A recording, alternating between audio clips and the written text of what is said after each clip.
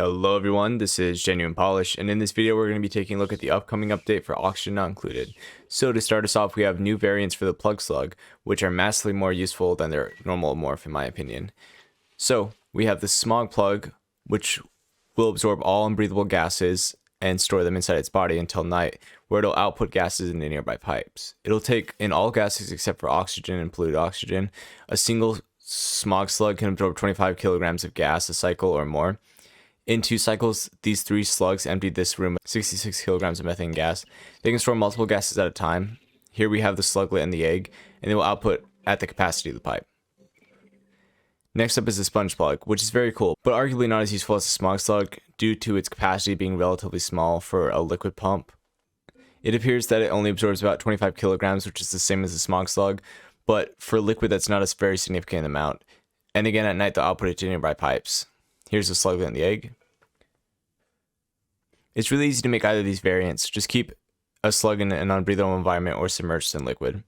Next up, we have 2 features that can be enabled from the WorldGen menu, the Critter Fluxomatic and the Sonium Synthizer. The Critter Fluxomatic is this awesome machine that doesn't require power and as of now only requires a duplicant to activate it.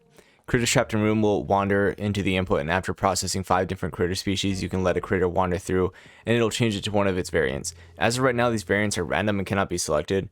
It takes 1 cycle to recharge, and when you scan a critter, it gives additional information about the critter. Variants cannot be processed and will come out the other side as the same variant. Babies can, however, go through the machine, and it can skip in between stages like the stone hatch and output a smooth hatch. Next we have the Sonium Synthizer, which is this crazy machine. So this machine needs oxygen to operate. It uses a material called dream journals, which are generated when duplicants sleep anywhere in pajamas. In the beta they're available at this dispensary, but whether or not there will be a dispensary or if they will be crafted at the textile loom is unknown. The pajamas give a major debuff to athletics, so it should really only be worn by sleeping duplicants. It takes 25 dream journals to fuel the machine, which gives the maximum aptitude buff, which gives +5 to all attributes and decreased strength by 25% per cycle. This effect lasts for about 3 cycles if the machine is being operated continuously. The machine can be turned off by removing the oxygen supply, so you can maximize its use by turning it off at night and using it during the day. It takes a duplicant about 5 cycles to generate a dream journal. However, if you let a duplicant sleep an entire cycle, it takes less than 1 cycle to generate a dream journal. So if you wanted to, you could have eternal sleepers that just produce dream journals. That way you don't have to manage their pajamas.